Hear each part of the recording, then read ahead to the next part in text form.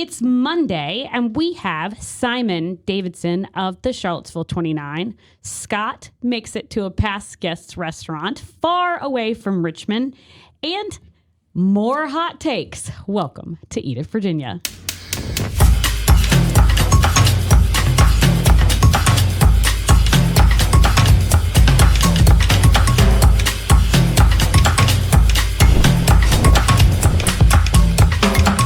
Hello and welcome to Eat It Virginia, where we talk about all the people and things that make Virginia restaurants so great. Watch Eat It Virginia on Spotify, YouTube, and WTVR.com, and listen wherever you get your podcasts. My name is Scott Wise, and I'm joined, as always, by my friend, Robey Martin.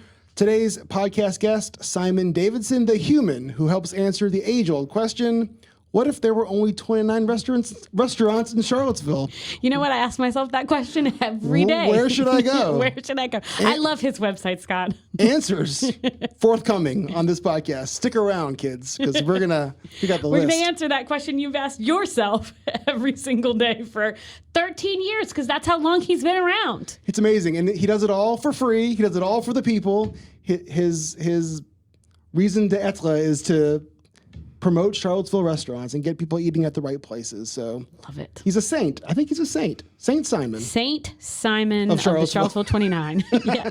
I do like knowing that he's getting ready to do a couple other things for Charlottesville. I think, as we talk about with Simon, that the food writing in Charlottesville could be more prolific, and he's gonna do more, which God love that guy. So wait a little bit longer and you can see him and hear him chat all about it.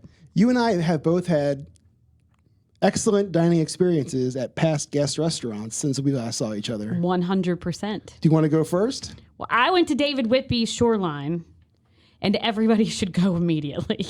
However, you can't, because it's only on Friday and Saturday night, certain weekends, so it sounds you can't exclusive. Go immediately. It's not. You just got to make a reservation. Oh, that's all? Yes, but there's only like 10 total seats. Okay. I mean, you probably could shove one in there for 11, but don't tell him that I said that. Thank you for moving that, by the way. You didn't like my well-placed Yeti? No free ads. Okay. No Sorry, Yeti. John. No Yetis Sorry, in the John photo. from Burton's. That's great. In Carytown. No free ads. No free ads, John. Burton's Grill, Carytown, great happy hour. Get on their app. None at all. So Shoreline is David's seafood market in the West End. We had a really fun experience. This was a little inside baseball, a little behind the scenes. Woof. We went out there on a beautiful day earlier. I guess it was late last year. And we show up at this at Shoreline, beautiful market over there. Where Rare Old Times and Wagon Brewery are, if you guys are thinking, where is this? And I forgot a cord that I needed to hook up my podcast machine to the computer. All technical terms. Podcast machine to the computer. I drive to the I forgot a cord. I drive to the Shore Pub Walmart. I'm sweating bullets. I'm hating life. I find the cord, bring it back. It still doesn't work. We ended up doing Zoom with him later in the day. We did. I'm in there butterflying around like, oh, should I get this tuna? I'm like, stall, Robey, stall. How about these crackers? Tell me more about these large shrimp. But this visit to Shoreline was much better, I presume? Yes, actually. Oh my gosh. You guys got to go for dinner. It's so good. It's 5 courses if you do the wine dinner. That 5 courses are paired with wine. It's all included in the price. Any other dinner is 10 courses, which sounds like a lot, but apparently they're much smaller. He has some great product, and it really shows. I mean, the product is what's the big thing with respect to Shoreline. And you don't get to order. It's all... You get to know nothing about what's going on. They put the menu in front of you. So if you have dietary restrictions, maybe not your spot. If you aren't interested in trying new things, this is maybe not your spot. But if you're cool with both, which I suggest you be because it's really good, this is definitely your place. And I just asked you not to do this to me, but I'm going to do this to you. Go. Do you remember what you ordered? I can tell you every course. I guess you didn't order it. It just came out. Nope, I can still tell you. Please tell me. So we started off with this incredible bluefin tuna, which actually is a farmed tuna outside of Mexico. So they farm these bluefin so they could be sustainably raised. So we had the belly and a little side piece over top of like a sake sabayon, which think of it as like a cream, but with sake. We had that. Then we went into a pompano, which was seared on the top, served with a little bit of red beet and a roasted sunchoke. All from memory, folks. Then we had Maine lobster with grits and little English peas. And then bay scallops, flipped those courses, but we had bay scallops, which are only in season for like a couple of months. So they seared them, a little blood orange, a little fennel. And then our last dessert course was like a fruit chocolate mousse that they'd spray painted bright yellow. What? Yeah, it looked like a little egg. It was really interesting. It was like a little Easter egg on your plate, and there was a little Asian pear next to it that was diced. There you go. And all 5 courses. Would you also like the wines? We're good. We're good for now. The setup of the restaurant / market during dinner, is it similar to just the market? Do they bring tables out, or are you sitting around the counter? You're directly around the counter that you would sit around for lunch. So you can see them making, and the individual that does the wines chats with you, and then the chef also has a conversation. It's pretty intimate. Is it communal experience, or did you feel like you were just kind of with your small group? So we had we had 8 out of the 10. You took it over. Feel sorry for those which last is the 2 way people. I would suggest people to do it, Right. because it really is like you have the whole restaurant to yourself. So those individuals, I get a lot of comments about like, where can I go with a large group that's semi-private? If you have 10 people, this is private. And so, if you went with a group of 10, you're not renting the place out, because that's what he does every single Friday and Saturday. So you don't have a room fee. So Right. it ends up being it's $150. It ends up being $150 per person, and the whole place is yours. And you would recommend. Oh, yes. And is David there for it, or is he just So kind of pawn it off to that his... guy, Uh-oh. no, he had the Children's Museum fundraiser that night. So obviously, What a do-gooder. I know that guy, but he did send me a nice message and a little bit about what the menu was going to look like. So I had kind of a little inside knowledge on the way in. And your better half, did he enjoy it? Ryan thought it was great. I mean, as per usual, she always wants more wine. So he kept saying that the guy short poured him. wine! Yeah. He's like Cersei from Game of Thrones. He's like, I was short poured. And I was like, you were definitely not short poured. As we saw Nick, who is from Lanterna, which is a wine importer distributor here in Richmond. We saw him the next day, and his first sentence before he said even hi to us is he looked at Ryan and he goes, how are you feeling today? Nice. I was like, oh, he has your number. His reputation precedes himself. Or he just saw him the night before and knows him now. That's awesome. You went somewhere and I've not been here, and I'm stoked that you went. You should be jealous. Oh, rats. I took a little road trip this past weekend to Nashville, Tennessee. It's a very long drive. Decided to break it up with a little pit stop almost halfway. Is it almost halfway? It's a 9-hour drive, and Bristol's 4 and change. So yeah, All right. It's a nice first day. It's a nice first leg of the trip. Visited Travis Milton at Hickory at Nice Wander Farm and Vineyard, the resort in Bristol, Virginia. Did you stay there? I did not stay there. I did not stay there because it was a pit stop on a road trip. Okay, so fair. I wasn't gonna luxuriate in the spa or play a round of golf or go pheasant hunting. Whatever you do at resorts, I wasn't gonna do it. Pheasant hunting, for sure. Isn't that what people do at resorts? Yes, they do, right Nick, after dinner. Do you go to pheasant hunting at resorts? Nick, are you a pheasant hunter? No. When you go to the spa, do you also then pheasant hunt? Nick said no. Falconry, maybe? Yeah, definitely. No, all right. Anyway, I didn't know. I mean, I knew Travis. We interviewed him Snipe earlier hunting this year. also. But I didn't really. My introduction to the food scene with you, because of this podcast and our previous work together, kind of happened as he was transitioning out of town. So I'm sure I met him in the past, but we never really broed out. Did you guys bro out? I mean, he came to the table and sat, and we talked for 15 minutes. It was pretty awesome. I asked him about what he's doing in Asheville with some of the relief efforts down there following the hurricane, and we talked for 15, 20 minutes about it. He brought some dishes out, explained them. I told you not to ask me what I ordered because You have to remember I don't have a good memory, so I wrote it down. Unlike Okay. you, who just can rattle it off, I wrote something know. down. The cornbread. Ooh, yum. Comes Yeah, out the like a cast iron. iron skillet. I did have some flashbacks to comfort when I was there. Some of the little touches that he has around. First of all, the restaurant is gorgeous. It's a huge space in a huge resort. So even though it's a big space, it It did is a feel big a little. resort. Well, I mean, I don't go to a lot of resorts. I can't really compare it, but it's a big lodge looking. Oh, cool. Yeah, and a gorgeous vineyard, deer running around. There's some yurts there. Were the deer in the yurts? I wasn't invited into a yurt. Let's go back to the restaurant. Okay. Let's focus. You brought up the deer. I did. I apologize. Whipped Spam. Oh, yum. Which was, when we spoke to Travis, it was his take on Appalachian food. And so that was like the first, oh, okay, yeah, we're at a restaurant, we're at a resort, and we're eating Spam. This is great. Poached pear salad, the hearth roasted carrots, which might have been my favorite. Did the poached pear have mayonnaise and cheddar cheese? Did not. It had blue cheese. Also served some duck. Yum. And some chicken. But the sauces that the carrots were served upon were very flavorful, and I love them. And for dessert, carrots. Travis Milton and his carrots. I took some pictures. Maybe I'll share them on the social. I'm going to ask Travis Milton about his carrots. Apple stack cake for dessert. Oh, he does a really good apple stack cake. That guy's pretty good at it. His cornbread's pretty good, too, if I remember correctly. It's been a while. So if you're on your way to Nashville or just want to go to Bristol and hang out at the resort, I definitely recommend. Thank you for the hospitality, Travis. I recommend that place. I'm going to go stay so I can see the deer in the yurt. Dear Liza. All the deers in the yurts. Deers in yurts. I had another food experience on the way to Nashville. Oh, on the way to Nashville? Uh-huh. All right. Tell me. Buc-ee's, the gas station. Okay. I'm You still super haven't envious. been, right? No, but it's coming. Buc-ee's is coming to New Kent. I think it's coming to Harrisonburg, maybe, also. Just creeping In the in. next couple of years. I think I've pre-booked them for the podcast whenever they open up. So whenever they come, we're gonna have Bucky here in studio. Nice. Full Buck uniform. Okay, good. I can't wait. Yay. I want to hear about the pork that they do on site. Their their sliced brisket is phenomenal. The sandwiches, the pork barbecue also good. The beaver nuts. Have you ever heard that phrase? No. There's two words that I never would have put together. So tell me about it.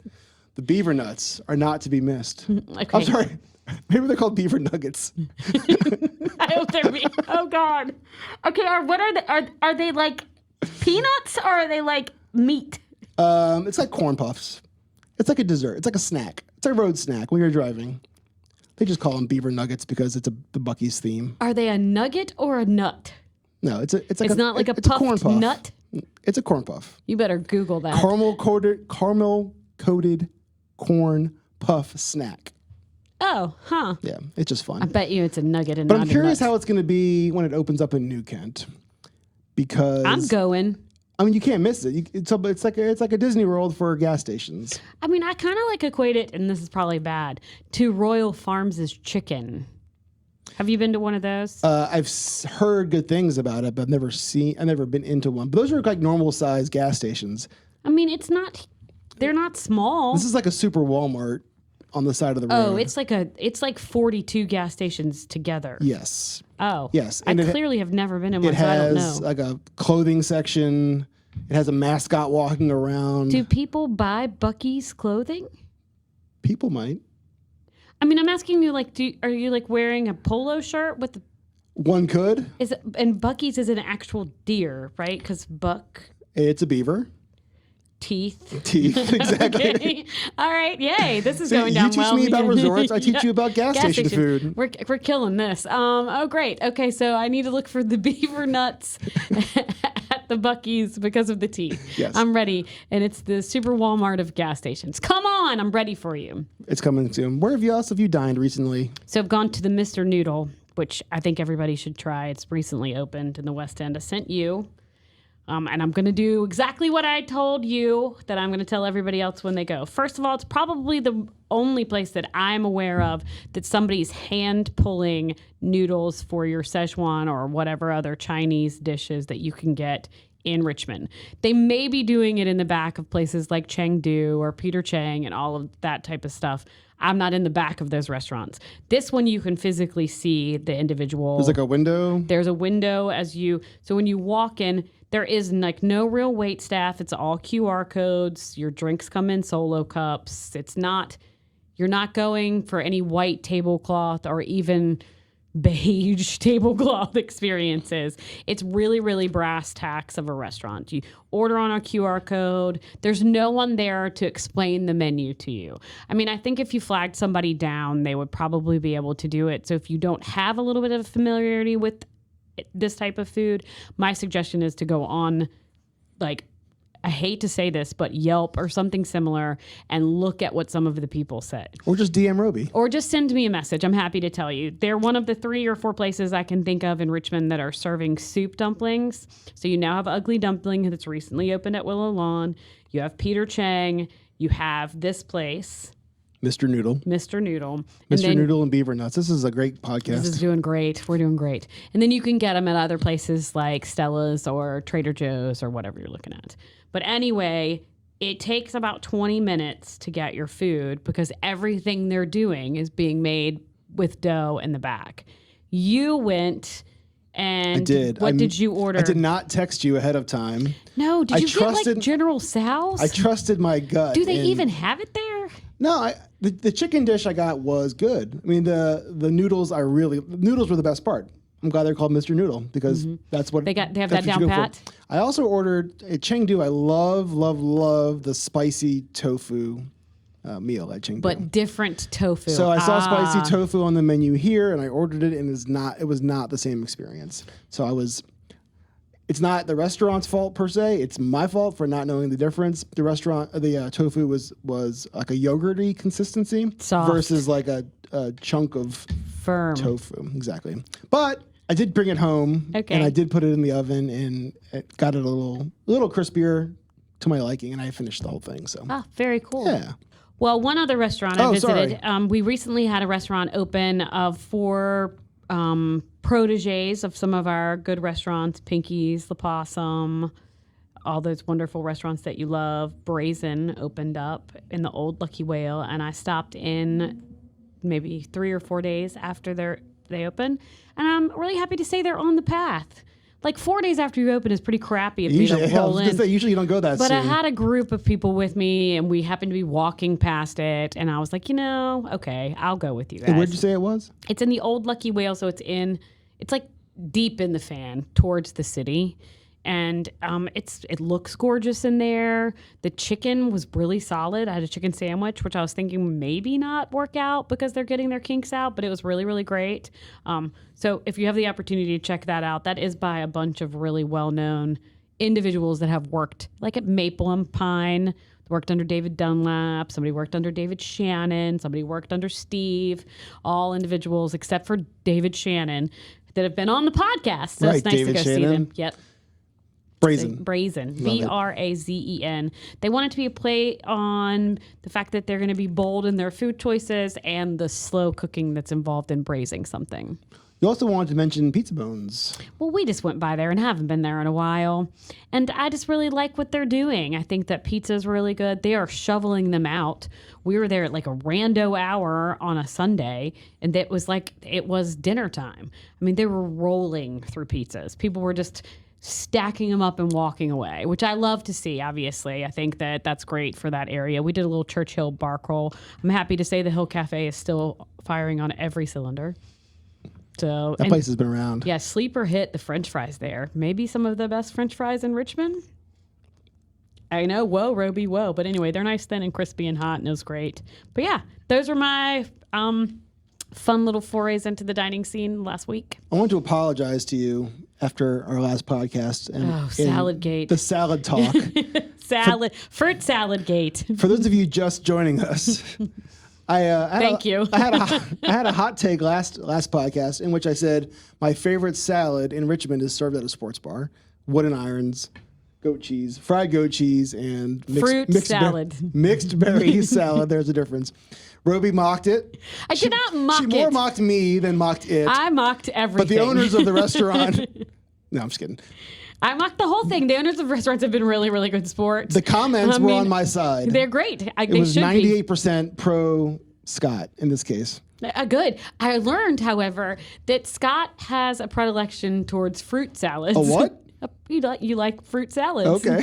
And we went recently together to a really great space.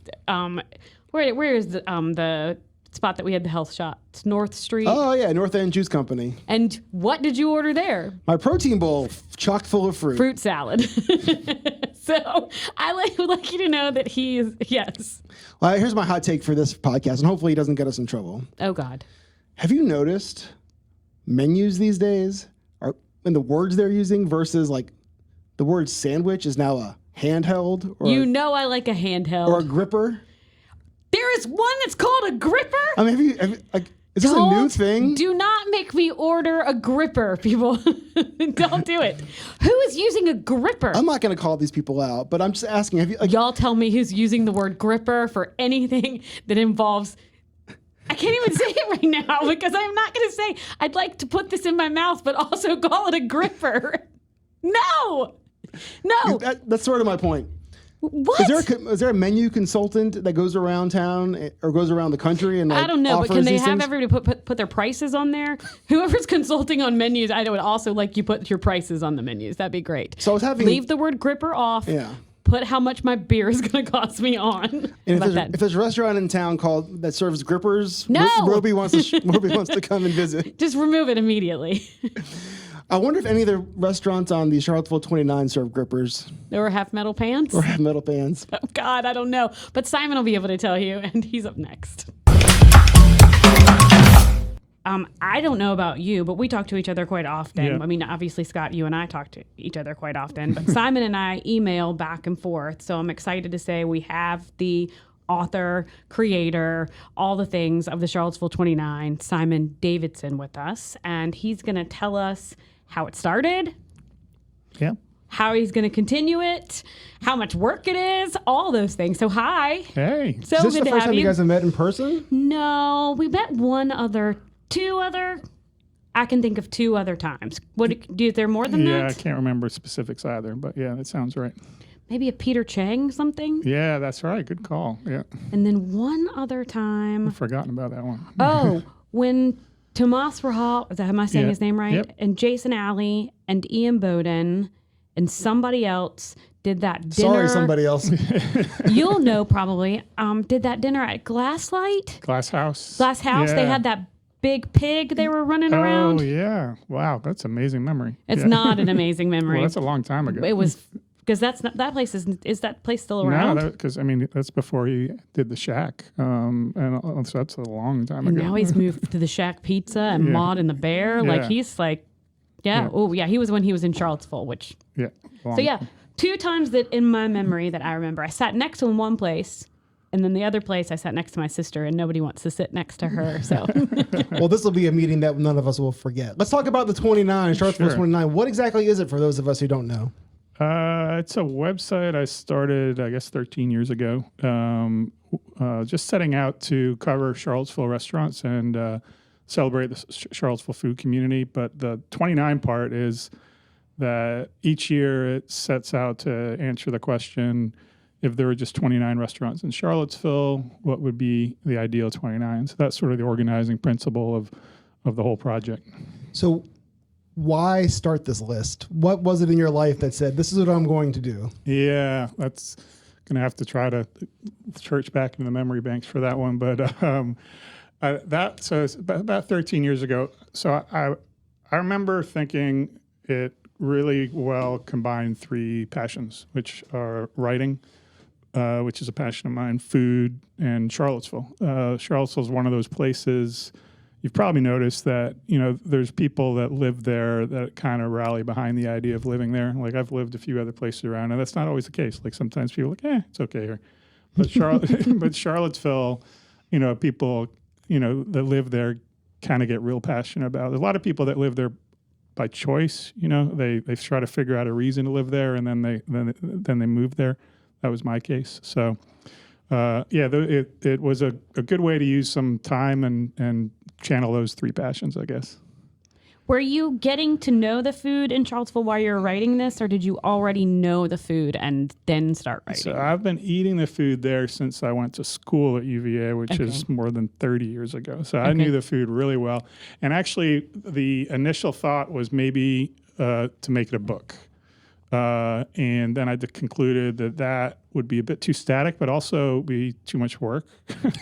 Practical reasons. Yeah, and so then I didn't know anything about creating a website or anything, but I just like went on WordPress and I'm like, wow, I typed this in and it just shows up and anyone can see it in the world like that. And God bless the internet, right? Yeah, For better or worse. I was floored and I was like, wow, this is really easy because I don't know a thing about design or anything like that. It just did it all for me, and I'm like, wow, this is a lot easier than writing a book. So yeah, no, I had a lot of more than 20 years, around 20 years of knowledge of Charlottesville food already, and that was part of the reason I was so passionate about it because I think it's such a great food town. It's an incredible food town.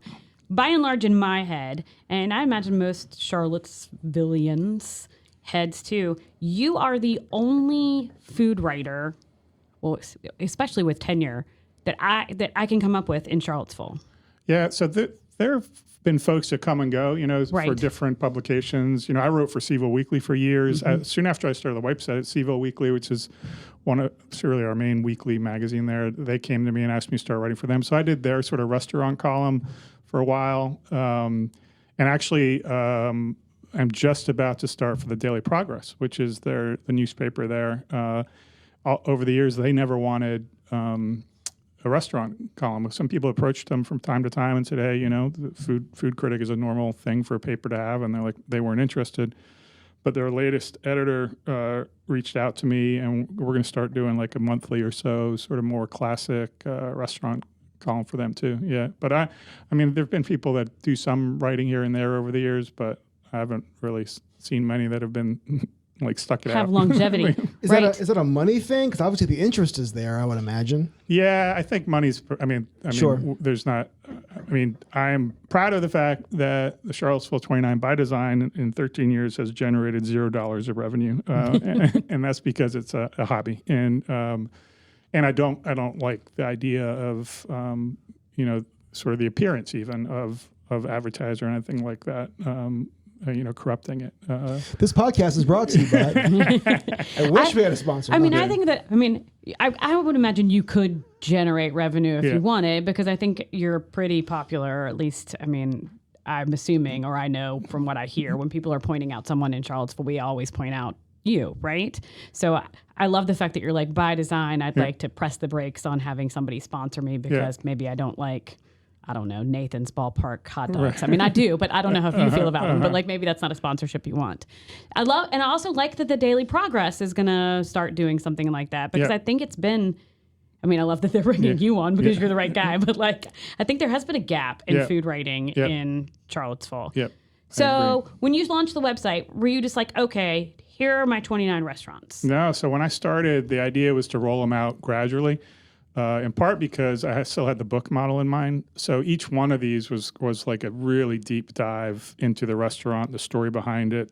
Like I was like starting in the childhood of the chef founders and, really trying to tell the story leading up to, the creation of the restaurant that's on the list. So initially it was, once every month or two that is all I had time for. But once I built up and finally got the 29, then it's just been an annual update, right this time of year. Right around. We're like perfectly in it. Yeah, you are. This is really, really good timing. Yeah. Serendipitous somehow. Before we do a little reveal of the next list, you have some ground rules that you use when you create this list. Yeah. Good research. What's Charlottesville is one question. Charlottesville, the city limits would be really narrow in Charlottesville. I think it's 4 square miles. You guys can fact check that, but it's very few. And so there's a lot of places surrounding Charlottesville that have a Charlottesville mailing address. So, even though technically it's in Albemarle County. So the rules that I drew up are, if you have a Charlottesville mailing address, that's good enough. But then if you're a little further, then you're outside. Crozet out. Yeah, Crozet out. And I have a section for worth the drive. Oh, nice. And so that's Crozet would qualify for that. And then you have to be open at least a full calendar year. So this year you have to be open since at least January 2024, get your kinks out, can't be sort of a new flash in the pan. And what I started doing a few years ago about that is like people like to talk about new places. So I Sure. don't want to ignore them altogether. So I do a best new restaurant award each year that recognizes, the ones from the prior year. So, we're talking about some of the hot new places too. And I just did Do that they have to last keep week. the same chef all year?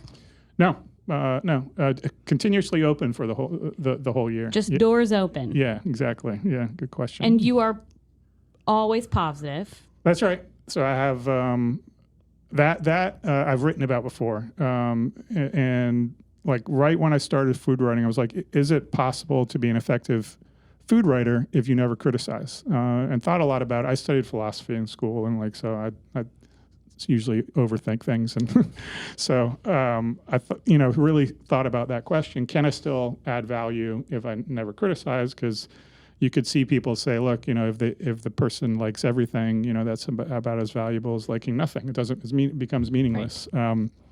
But I concluded I could, so long as I was being honest about all the praise. And so my rule is if I don't like something, I just don't write about it. And that's that way. I just figure those places, there's probably a lot of people that do like them. They're still full. And so other folks can go figure out for themselves. I don't know that it really adds a huge amount of value for me to chime in and sort of crap on someone's life work. So Pile on, yeah. Sure. So if you're listing the top restaurants, this is obviously just your opinion. Yep.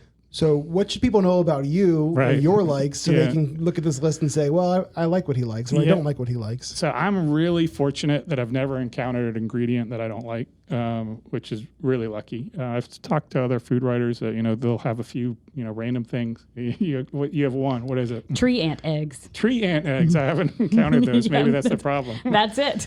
Wow, that's great. I like that one. But I haven't had one. So I'm very fortunate in that regard. But then like the whole concept is like, if you had 29 world-class French restaurants with 3 Michelin star chefs, you wouldn't fill your list with them because you probably wouldn't want to eat that every day and you couldn't afford to. So as an organizing principle, you sort of want a cross-section of different styles of cuisine, different price ranges, different atmospheres.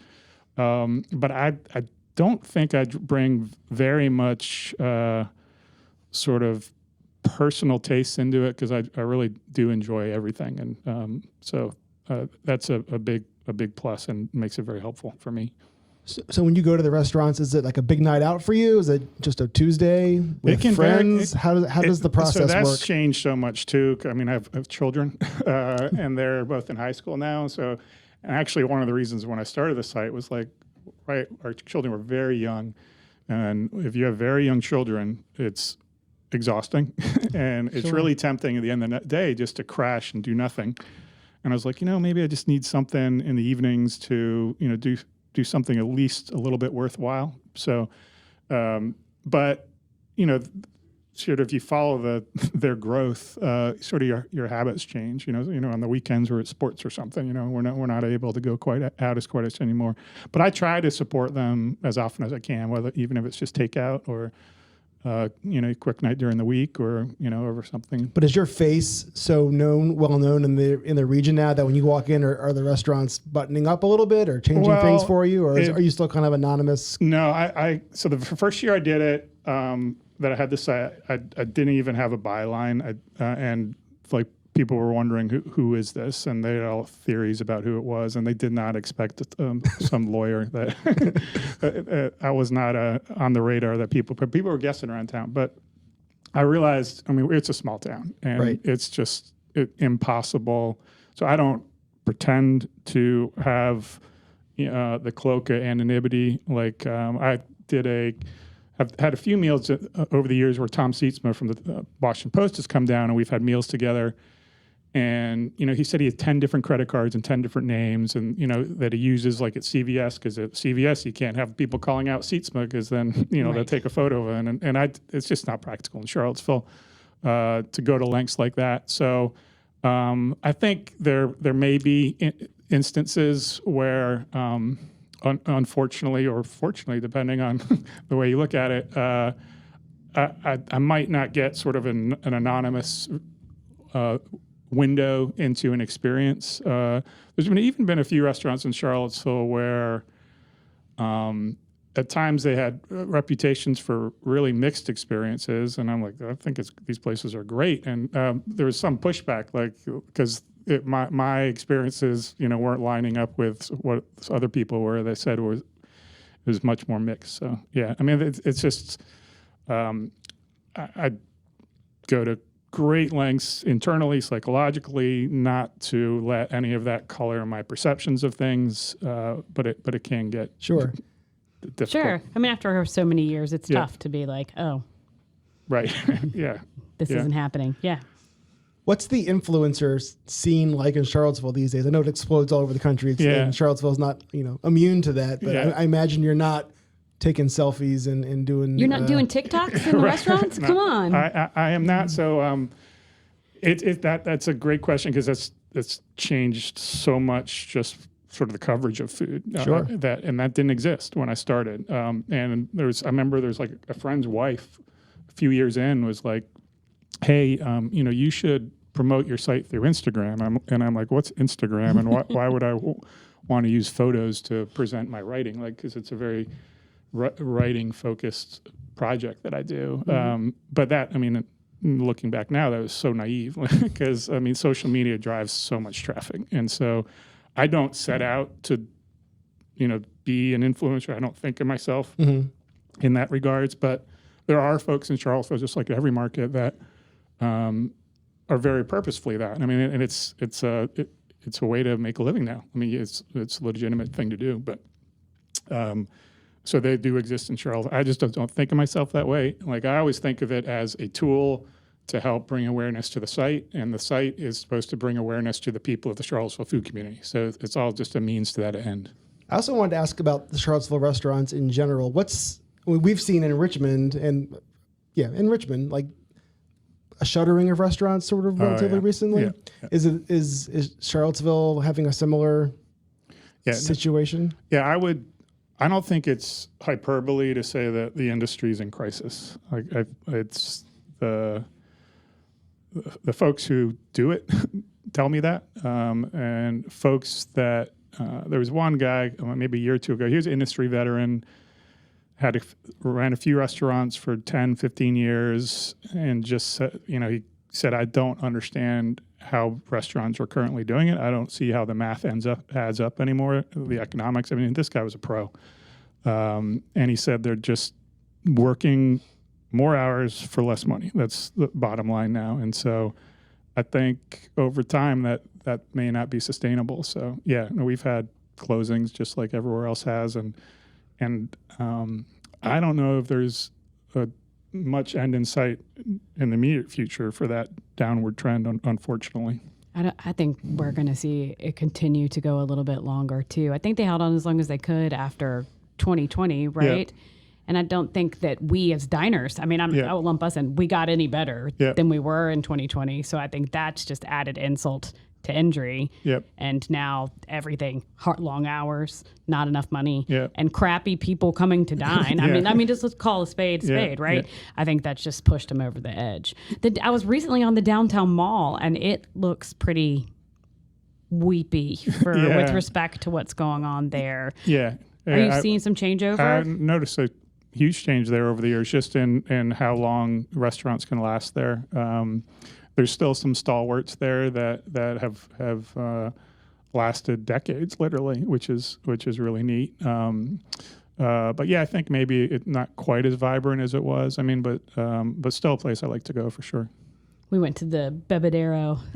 Great. Because I was like, I'm going to go do some downtown mall things, because I love that walkway. Yeah. I would like them to do it here in Carytown. Yeah. I'd like them to pave that over and just let everybody walk that would through. Be cool. Because I think that would be super, super fun. Yeah. But yeah, I know the mayor. I mean, I do know the mayor, but I don't think he's going to pave Carytown for me. Which is Have you asked? No. Well, and you're right. You gotta ask. I mean, I'm standing at no now, so if he says no, then I will be in the same place. Yeah. So let's talk about.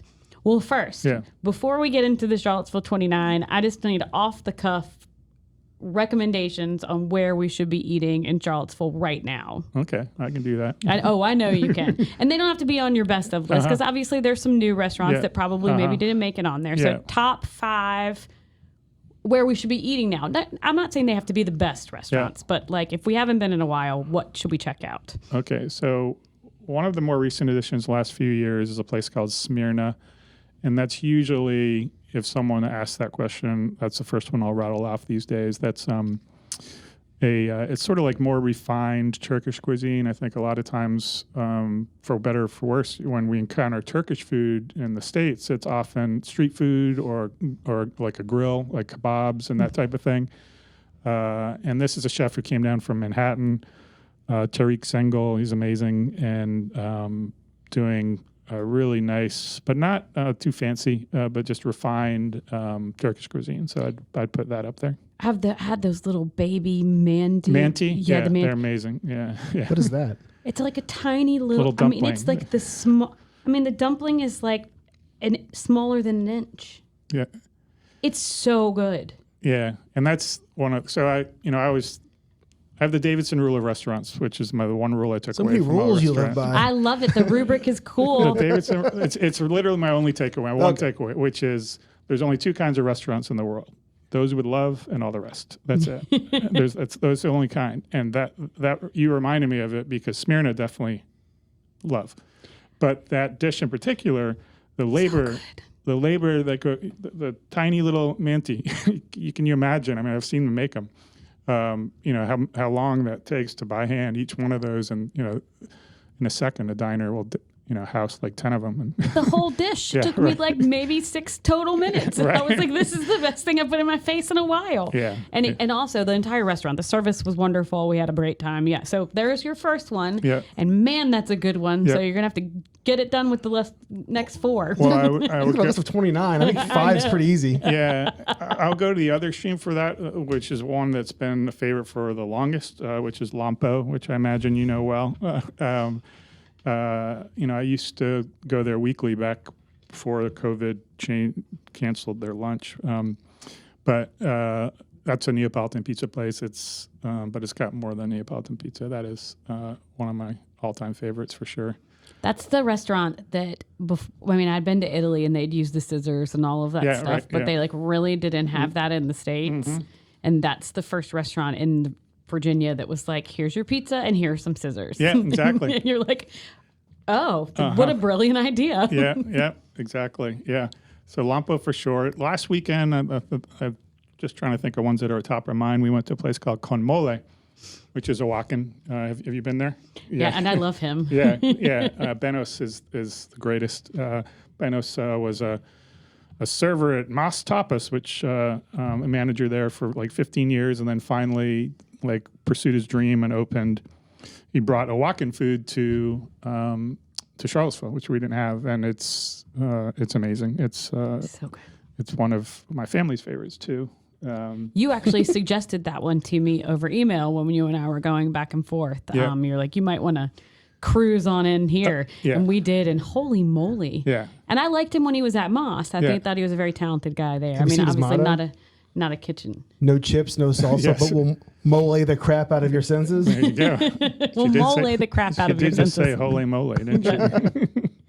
So Con Mole, Yeah. Smyrna, Lampo. I don't think you can talk about Charlottesville food without saying Bodo's. So, that... Finally, a place that I've been. But yeah. Thank you. I was waiting for this one. Yeah, there's one of my favorite experiences in writing about Charlottesville food was learning the story behind Bodo's. And What is the story behind Bodo's? it's an amazing story. You can read it on Charlottesville 29. We'll link it in the comments. Yeah, but I went to them. This is years ago now, more than 10 years ago, and it's like I've looked online. I don't see anything. Like, has anyone ever told you a story? And they're like, no. And I said, would you like your story told? They say yes.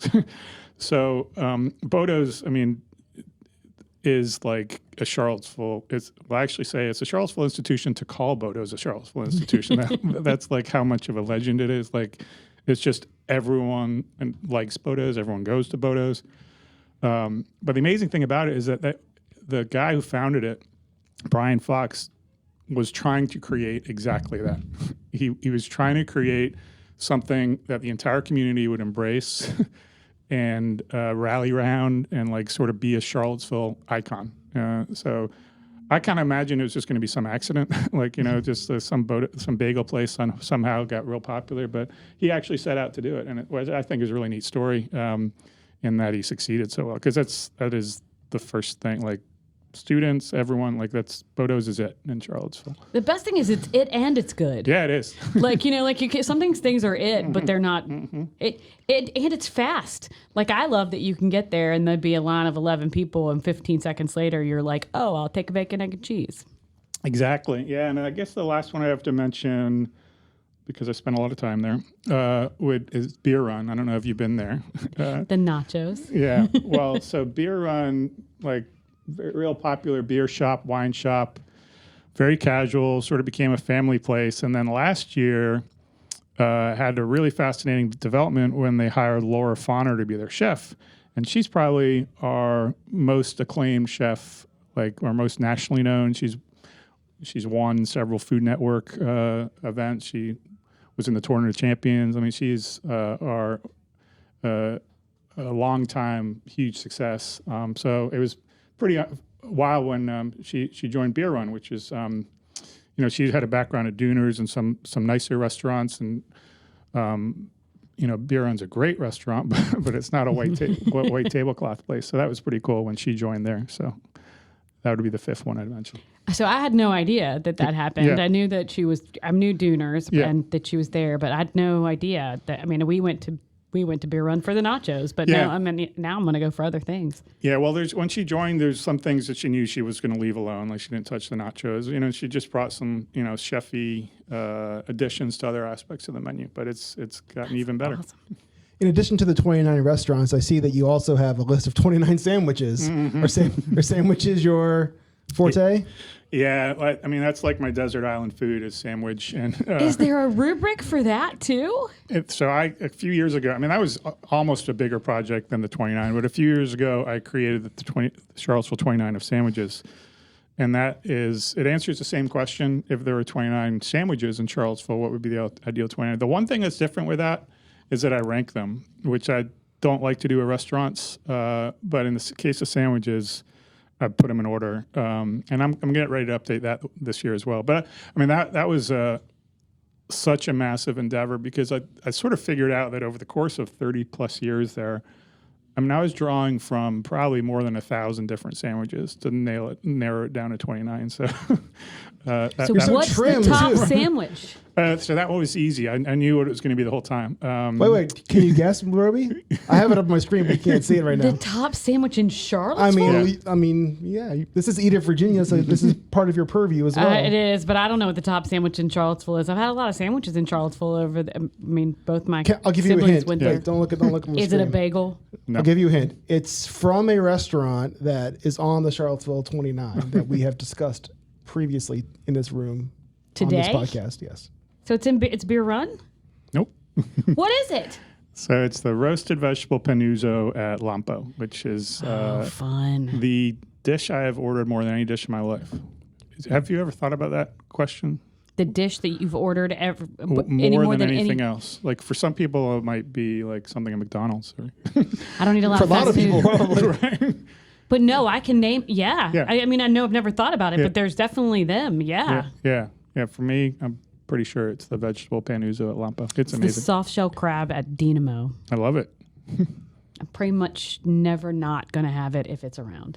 The thing I love about your website and in your rankings is that so often these listicle journalism, we like to call it, or we used to call it, I don't call it that anymore, but it used to be called listicle journalism. Yep. It's like a picture and like a sentence, and then the next picture 50 words, and the next sentence. But you go pretty much in depth into all these restaurants and these sandwiches. Yeah, well, I didn't really set out to do that, but over time I accumulated so much information that I managed to sort of condense it into more like a guide. And so what the 29 has become is here's where to eat in Charlottesville. Here's why, and then here's what to order when you get there. That piece is a big piece of it. So for every restaurant on it has 3 different recommendations. It has mine, which I think are probably the least valuable of the 3. It has the chef owner of the restaurant itself, they'll say, this is what I would eat at my restaurant, which is kind of helpful. And then I have this feature called 5 Finds on Friday. That's my favorite thing you write. Yeah, where every Friday, some chef around town, some personality will just list 5 favorite dishes around Charlottesville. So I took that bit. We've had, there's hundreds of those over the years. People have participated. So I collect all those and put that into the guide as well. So you've got my picks, the chef picks, and then anytime anyone around town has said, you got to get this at that restaurant. So in that respect, it's sort of designed exactly what I would want if I went to another city. For sure. And it was, someone that was very passionate about food, had sort of curated this list, and then got that insight on this is what you should get when you go there. So that's sort of where it's wound up, which I'm glad about that aspect, and that I think it has some value to people coming to town.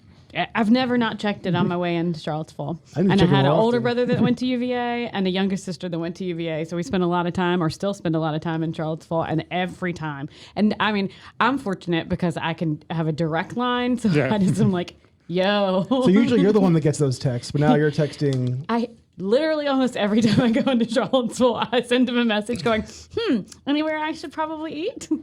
You mentioned that you don't criticize restaurants, but what kind of criticisms do you hear about what you're putting out? Do you hear from the community or from restaurant owners? Yeah, rarely, but I have.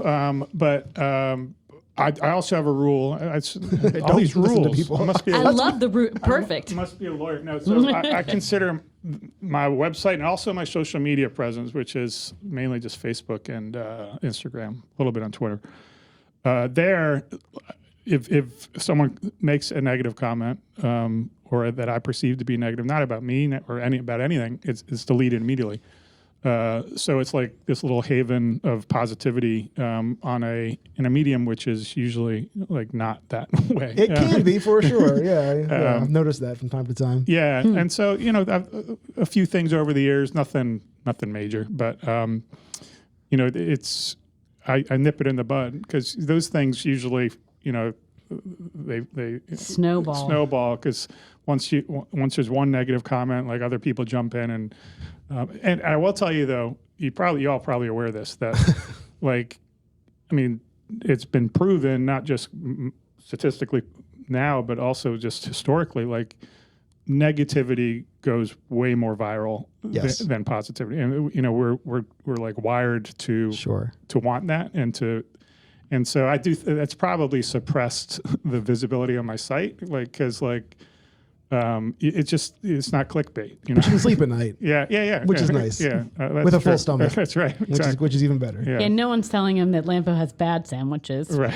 I mean, nobody is telling him that anyway, but at least they aren't saying it online either. Right. But have you been to a restaurant once or twice or 3 times, and the owner might see you and say, "Why isn't he writing? Why isn't he writing in?" And then he might reach out to you and say, he or she might reach out to you and say, "What can we do to get on your list?" I've never seen my name on there. Yeah, I've had a few folks over the years at least ask why, and the other thing I say, and I say it every year, is to me it's a much bigger compliment to Charlottesville food if you look at our restaurants that are not on the 29 than if you look at the ones that are, because there's like another 100 that I would be proud to say are on the essential 29 of any city. And like you could say about any one of them, if they're not on the 29, like that's got to be an awfully good food, right. For them not even to qualify. So, and I mean that. I mean, it's way harder than it used to be. We have way more restaurants than we used to be. Is it just you doing this, or do you have a team? No, just you. Just me. Yeah. And you're paying for everything yourself, obviously, Yeah, because exactly. you don't make any money off of this. Yeah. So it's, and the other reason it's harder is what you've just expressed, which is that I never anticipated when I started writing about it that they would become friends, like, people that I see even when I'm not writing about, like so that part I didn't anticipate at all. Perhaps because right when I started is when I had one of those meals with Tom Sietsma, and Tom Sietsma, who famously is not part of the community that he writes about, he really highlighted, he's like, you need to understand how weird this is going to feel, because he was anticipating I was going to be like a normal food critic. The isolation from it, right? He's like, you spend your entire life devoted towards writing about and maybe lifting up, and you cannot have any connection to it. So he's like, he's psychologically, it's one of the weirdest thing in the world. I don't have that. I mean, just because spending so much time with them, you sort of become friends, and that makes what you asked pretty hard. Sure, for sure. There's I think in some cities there's even a gray area. He puts up a really great wall. But I think in some cities it's really hard especially because of money and resources and all of those things. He has a pretty solid amount of resources behind he gets what he does. So his wall is easier to build with his, the ingredients provided to him. But you realize that, like me specifically, I can't really be friends with. Yeah. I mean, I love them. I think they're wonderful. Yeah.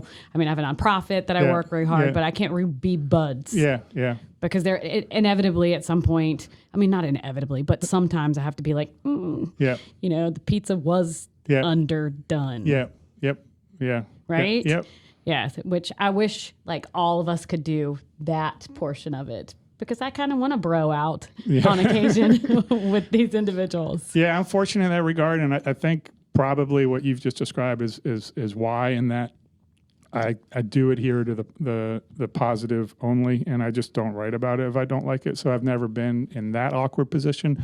It is the one you asked about sometimes, where people are like, well, why am I not on the list? That's but it's never the direct, like I never I don't criticize even when I don't like it. Well, I mean, we have some individuals that do that here in Richmond, which I love what they do, right? They write about all the things they love and very little about what they don't. And I think that that's great. It just didn't happen to be the direction I took, right? Oh, yeah. No. Well, I think that's much more common, and I'm fortunate that I can do that. Like that. I love your direction. I wish I did. I mean, truly. But it also does make, you asked about feedback. I think sometimes people are suspicious when everything's positive, that it might not be genuine, or it may be because of a financial arrangement, which, I would never, I've been offered quid pro quos and I've never done it. People say, how much is it to be on your site? I'm like, that's not what this is. It's just me and my opinion. Would you tell someone directly if they asked you? Like if I got you offline and it wasn't like in your thing or whatever it is, and said, hey, I saw you at the restaurant the other day. How was it? Would you say, my sandwich was really burnt? Definitely. So like you give the feedback. It's just not something that somebody can actively find. Yeah, and that's the exact question that I've struggled with, which is I will provide it directly to the restaurants, which is what all restaurants will tell you is where they want the feedback to go. Not on Yelp. Right, exactly. So they can fix it, they can help, and rather than go and complain. Right. I will do that. And then I've just sort of wrestled with, is there really any value for me to tell all the rest of the world this, or just give them a chance to fix it and someone else to go see for themselves? So let's talk about this list. Yeah. Is it? I know we're running out of time. I could talk to him forever. Your list, is it a living document? Is it all year long? Think restaurants going up and down, or how does the timing of the process work? So it's over the years lately, the last few years, annually, it's been this time of year. Like, look at that! Yeah, static. And it's funny because I think maybe before we went on air, we were talking college basketball, and it feels a lot like the bubble. The teams going to the tournament, right? Where it. And I'm a Syracuse fan. I'm very familiar with the bubble. There you go. Exactly. And so, there's some in my mind, and when I talk to friends and family about it, the ones that I consider locks, like I don't even need to, think twice about. That's a huge part of the list now. Like there's so many. They're just on there. They've been on there. They're going to stay on there. The Dukes of the world, if you will. Yeah, and I'm like, they're so consistent. They're doing it for the right reasons. it would be odd if something happened where they would suddenly not be worthy. So do you go to those restaurants still regularly to make sure they're still worthy of the list, or are they such locks that you're like, I haven't been in a couple of years? Well, I would go regularly because what makes them locks is that they're the places I like to go to. Gotcha. But it is hard to go to this many consistently. But yeah, no, I try to go to all of them as often as I can, and so yeah, it's amazing in my head when I go through the list. I'm like, oh well, I can never take that off. So the bubble is kind of small, but then we do have these openings each year. So it's a challenge to try to figure out who stays, who goes. Do you have are some of your openings in the list because of closings? Yeah. So that's predominantly what it is? Yeah, usually we lose one or two. Last year we lost one. It was Umma's. I don't know if you ever went there. It was fantastic. They just decided to go in a different direction. And so that creates one opening for this coming year. And then the hardest thing, and I've had to do this a few times, and I reach out to them usually and tell them because I don't like some ugly surprise. Yeah, right. I'm just and also I want to assure them that it's not because of a drop in quality. It's just there's more and more places coming. And it's not you, it's me. Sort of there thing. you go. Exactly. I've heard that before. Yeah, right. It's not you, it's me, and I've been snacking elsewhere. So could we get a taste? I don't want you to give up your whole list on the podcast because we want people to visit Charlottesville 29. Yeah, are you able to tell us one of the new ones? Will you tell us one of the new ones? I know you're able to, but yeah. So I think I'm doing this from memory, but I think there's just 2 turnovers. Okay. This year, Amma's and one other.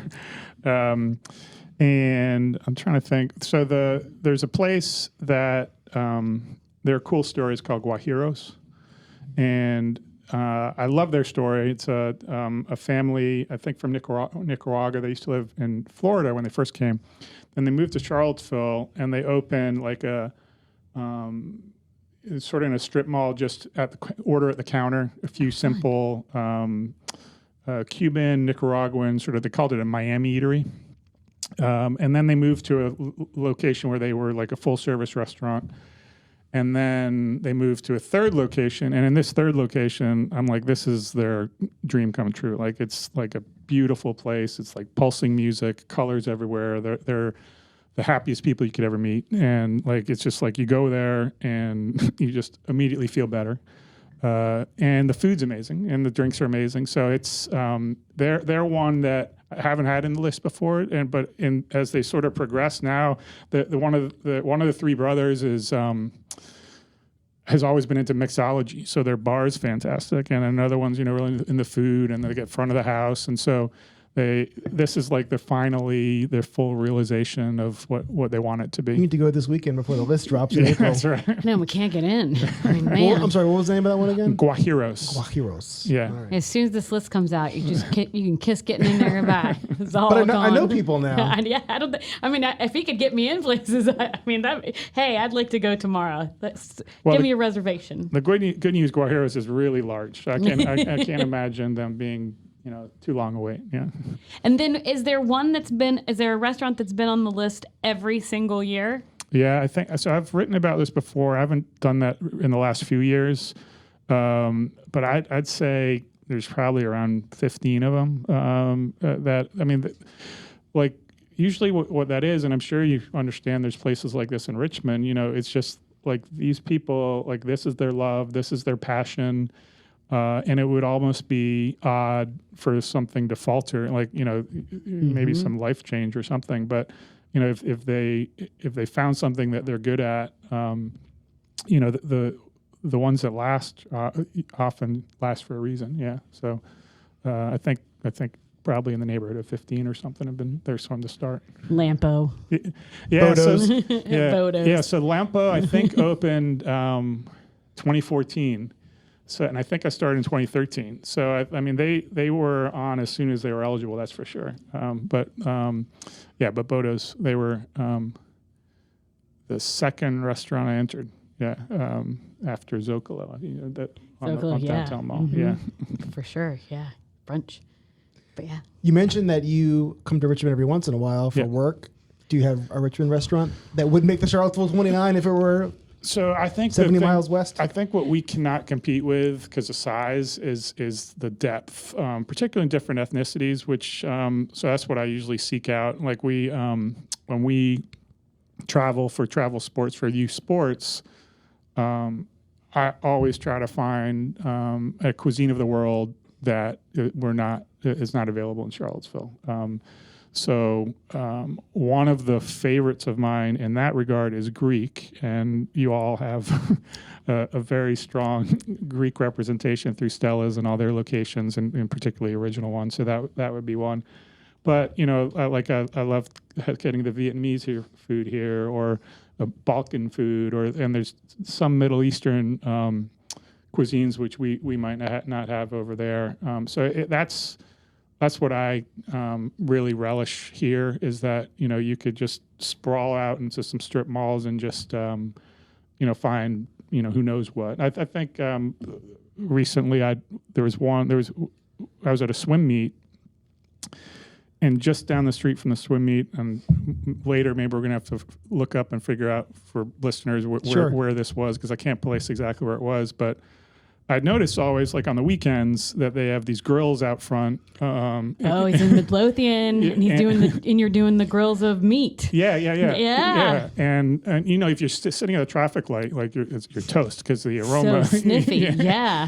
And I haven't seen that in Charlottesville, just grills sitting on the side of the road. Welcome to Richmond. Right. But, sure enough, like between swim events, I'm like, I'm going there, and, we'll see who's got what when it comes to their grilled meats. But, that's what I like to do, is just poke around those kinds of things. But I also should give a shout out to Donnie Glass, because he was in Charlottesville. He was. And I love his outlook and his enthusiasm and his food and his wine. Donnie was at Public Fish and Oyster for a little while before he moved here, just in case people wanted to know where he was there. Yeah. I think it probably would be relevant. And the grilled meats are good. When Tim Carmen came, I was like, we've got to do some grilled meats. Oh, I love it. And he's like, I'm into, he's up for anything. So yeah, you're right. You're dead on with the grilled meats over there in the South Side. And you mentioned Dynamo. That's where my nephew goes to University of Richmond,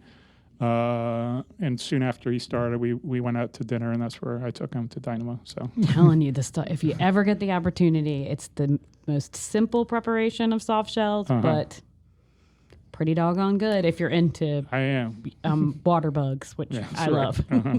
Well, awesome. You're listening to Eat It Virginia with Robey, Scott, and I'm so excited, Simon of the Charlottesville 29. This episode of Eat It Virginia? Really? This episode of Eat It Virginia? No! Oh, God, no. I love Richmond, and there are so many fascinating characters who really only get a few seconds on the news. I've been a reporter for more than 20 years. Some of that time was spent here in Richmond, which I now call home. And I am working on a new podcast. Untold is to sort of maybe introduce you to voices and people that you might have seen, but tell you stories that you haven't heard. I'm Katie Beck. I hope you'll join me for Untold, available on WTVR or wherever you get your podcasts. I'm Rich Marr, host of the VPM podcast, RVA's Got Issues. Power grid outages. There was that water crisis that happened. More housing. At least you should get paid $15 an hour, at least. Download it wherever you get your podcasts.